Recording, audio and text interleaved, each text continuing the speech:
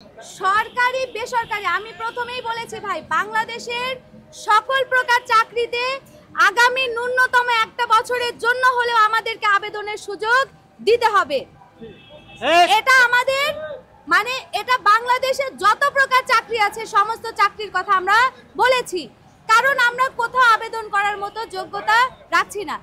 আরেকটা কথা বললেন বাংলাদেশে বেকারত্ব, বর্তমানে সরকারি এবং বেসরকারি কিছু গবেষণা প্রতিষ্ঠানের হিসেব মতে বাংলাদেশে প্রায় 29 লক্ষ বেকার রয়েছে। আমার দেশ বলেন যে কর্মসংস্থান নেই, আপনি কর্মসংস্থান করলেন না কেন?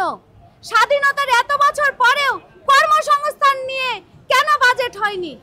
এই যে বাজেট হয় জুন জুলাইয়ে, চাই চাই সুযোগ চাই, সেই বাজেটে কর্মসংস্থানের কোনো বরাদ্দ নেই কেন? আবু সাইদ মুগ্ধ জগৎ ছাড়া জগৎ চাই, লাগা ছাড়া রেগেছে ডাক্তার বন্যায় দেশে যাবে অন্যায়, লাল সবুজের বাংলায় বৈষম্যের ঠাঁই নাই, রুসারের বাংলায় বৈষম্যের ঠাঁই নাই, আবু সাইদের বাংলায় বৈষম্যের ঠাঁই নাই। তো আপনার সবার আগে কোনটা? আমার দেশে আমি মনে করি আমাদের যে সকল শিক্ষিত বঞ্চিত উচ্চ শিক্ষিত 1 ঘন্টাও কাজ করে না এমন বেকারের সংখ্যা 32.33% আমার দেশে। আমার দেশ কত বড় দুর্ভাগা দেশ, এত এত সুন্দর একটা মানব সম্পদকে সে কাজে লাগাতে পারে নাই। সে কি করেছে? বিদেশের অনুদানের অপেক্ষায় থাকে, একটা প্রকল্প বাস্তবায়নের জন্য বিদেশের ঋণের অপেক্ষায় থাকে, প্রকল্প বাস্তবায়নের অপেক্ষায় থাকে।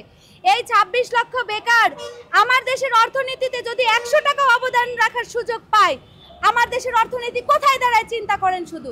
তারা যে নীতিটা যে প্রকল্পটা যে পরিকল্পনাটা করা দরকার সেটা না করে যত গাঁজাখুরে প্রকল্প বাস্তবায়ন করে।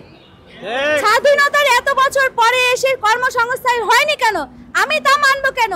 আপনি রাষ্ট্রের দায়িত্বে রয়েছেন, সেই দায়িত্ব আপনার কর্মসংস্থান করা, আপনি করেননি কেন? আমি তো কর্মসংস্থানের জন্য নিজেকে প্রস্তুত করেই এসেছি।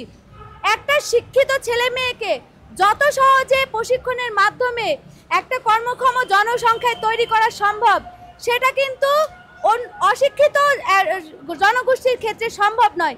আর এই এত সুন্দর একটা সম্পদ, এই গোল্ড, আমি মনে করি এটা গোল্ড।